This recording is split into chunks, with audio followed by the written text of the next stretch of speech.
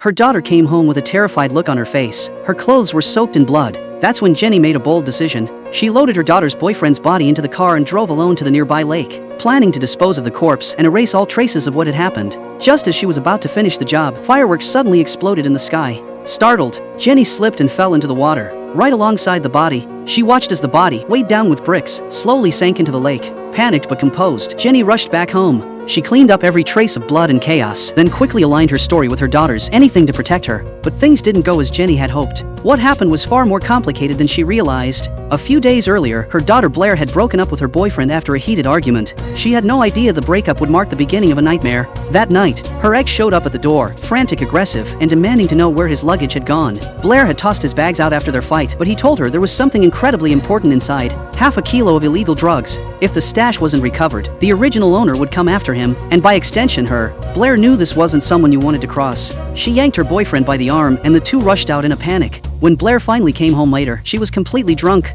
And just as they feared, the drug owner showed up. He didn't say a word before beating Blair. Even the boyfriend didn't escape the violence. Jenny jumped in, trying to stop the assault. With the whole situation on the verge of spiraling out of control, Blair decided to go camping with her boyfriend. To lay low, she even asked her mom for some money to buy supplies. But Jenny refused. She had already drained their savings trying to keep the household afloat. Blair lost control. She shouted, slammed doors, and demanded the money. Jenny locked herself in her room, terrified. Blair went into a frenzy, pounding on the door and even threatening to get rid of the family dog if she didn't get what she wanted. Hearing that, Jenny ran out to protect the dog, clutching it in her arms. Blair chased after her, yanking at her mother in a fit of rage. Eventually, with her boyfriend's urging, Blair gave up and left with him, driving off without a word. Jenny stood there, sobbing, helpless and heartbroken. The next night, Blair came home covered in blood, visibly shaken. She told her mother that she and her boyfriend had gotten into another argument while camping. In the heat of the moment, she shoved him, and he fell, hitting his head on a rock. He died instantly. Trying to stay calm, Jenny stepped outside and saw the boyfriend's body stuffed in the back seat of their car. She returned to the house and asked Blair to walk her through exactly what had happened.